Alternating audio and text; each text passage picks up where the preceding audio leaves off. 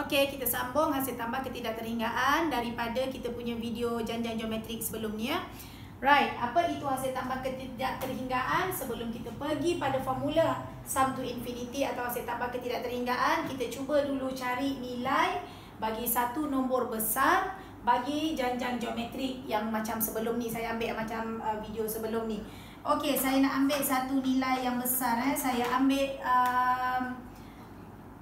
cari hasil tambah 30 lah. Okey, saya cari hasil tambah 30. Saya gunakan formula ni. Sn sama dengan A 1 tolak R kuasa N per dengan 1 tolak R. Sebab apa saya pilih formula yang ni? Sebab R kita tadi adalah 1/2, iaitu lebih kecil daripada 1. Okey. Jadi A kita adalah 32. 1 tolak R kita adalah 1/2. N kita adalah 30 per dengan 1 tolak 1/2. Okey, kita kira dekat sini. 1/2 kuasa 30. Okey, 1 tolak answer darab 32 bahagi dengan 1/2. Saya dapat dekat situ 63.999 ataupun 64. Okey, biarkan dulu, kita buat pula nombor yang lain. Saya nak ambil lagi nombor besar S100. Okey, saya terus apply 1 tolak 1/2 kuasa 100. Ni 30 dekat sini sebenarnya ni. 100 per dengan 1 tolak 1/2. Kita cari jawapan dia. 1/2 kuasa 100 darab dengan 32. Oh no, sini 32 bukan 100. Minta maaf. Silap dah saya. Okey, sini 32. Darab dengan 32 bahagi dengan 1/2. Sebab apa? 1 tolak 1/2 is 1/2 kan?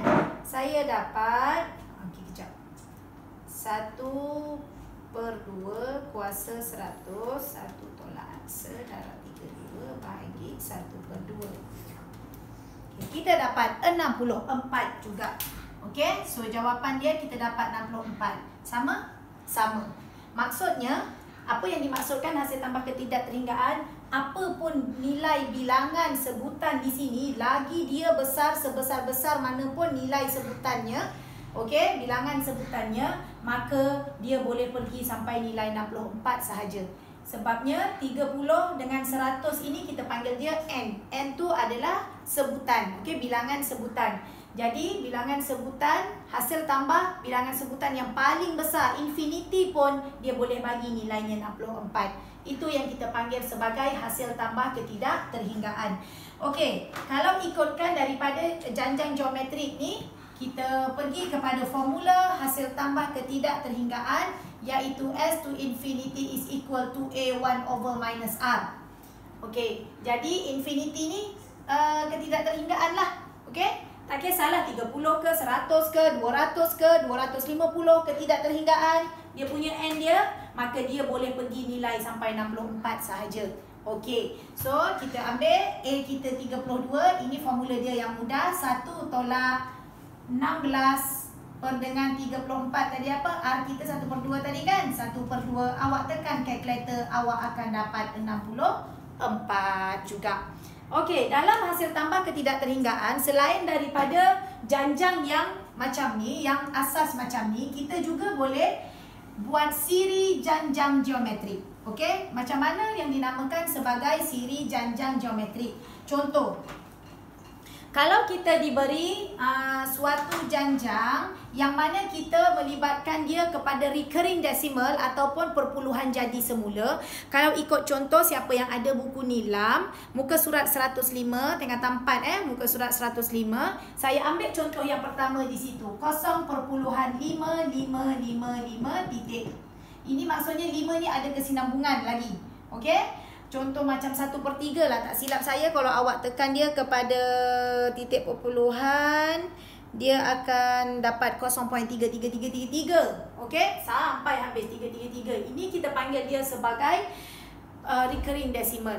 Titik perpuluhan jadi semula.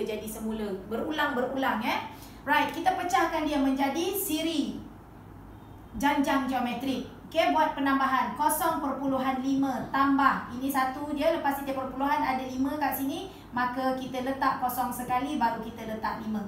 Bila kita tambahkan, kita akan dapat 0.55 sampai sini. Okey, di sini pula, sini ada 2, 1, 2. So, 0.12, letak 2 kosong, baru kita letak 5. Okey, dan seterusnya. Alright, sini kita namakan dia sebagai siri janjang geometrik. Jadi, mana A kita?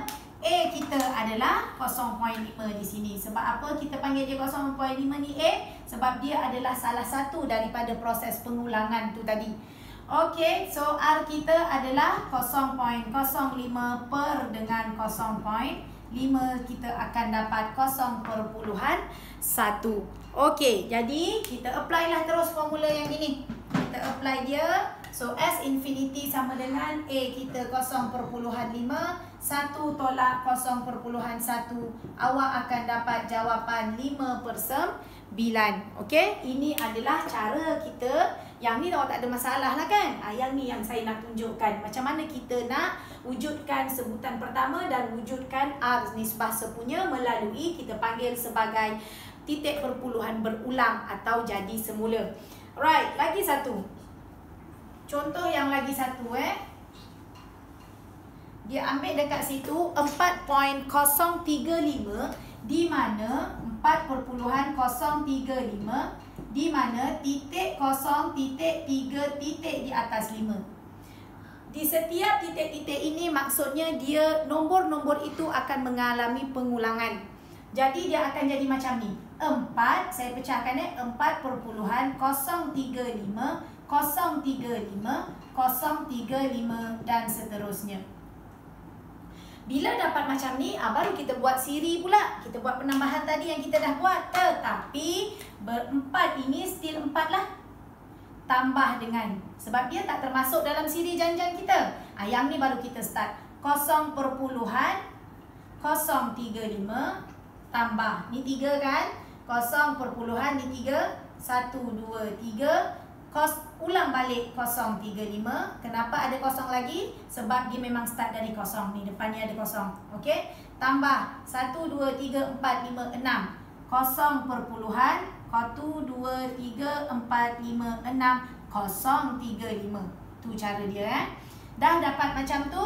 Okey, cukuplah. Kita nak kenalkan mana kita punya A. Bear in mind, kalau kita nak cari nilai A kita daripada siri janjang yang berulang, kita tak boleh ambil nilai yang tidak terlibat dalam pengulangan, iaitu 4. 4 ini bukan A kita. Malahan 0.035 inilah kita punya sebutan yang pertama. Okey, so kalau ikutkan kita punya formula sebelah sini, maka saya ambil lah di sini 4. Okey, dia buat sama dengan 4. Biarkan 4. Tambahkan A awak adalah 0.035 per dengan 1 tolak. Okey, R dia adalah, kita ambil ni 0.1234. 0.123435 per dengan 3. 0.035. Maka awak akan dapat jawapan dia 435 per 999. Inilah yang kita panggil sebagai hasil tambah ketidakterhinggaan ataupun sum to infinity. Okey. So janjang geometrik ini part yang kedua Jadi habis asas pengenalan bagi janjang aritmetik dengan janjang geometrik. Nanti the next session saya akan masuk kepada sedikitlah penyelesaian masalah janjang aritmetik dan juga janjang geometrik. Sehingga kita berjumpa lagi. Assalamualaikum and bye bye.